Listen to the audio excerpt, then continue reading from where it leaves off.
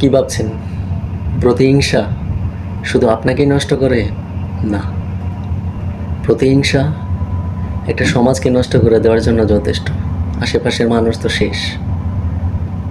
প্রতিহিংসা শুধু আপনার মধ্যেই সীমাবদ্ধ থাকে না। এই প্রতিহিংসার কারণে একটা রাষ্ট্র ধ্বংস হয়ে যায়, আর রাষ্ট্রের সকল মানুষ। আর একটা রাষ্ট্রকে ধ্বংস করার জন্য মানুষের মধ্যে প্রতিহিংসাটাই যথেষ্ট। সব কিছু ধ্বংস করার জন্য এই প্রতিহিংসাই যথেষ্ট। এর থেকে বেশি কিছু আসলে প্রয়োজন হয় না। এখন আপনি চিন্তা করে দেখেন, আপনি কি আপনার মনের মধ্যে প্রতিহিংসা লালন করবেন, নাকি আপনার মনটাকে ধুয়ে মুছে ক্লিন করবেন?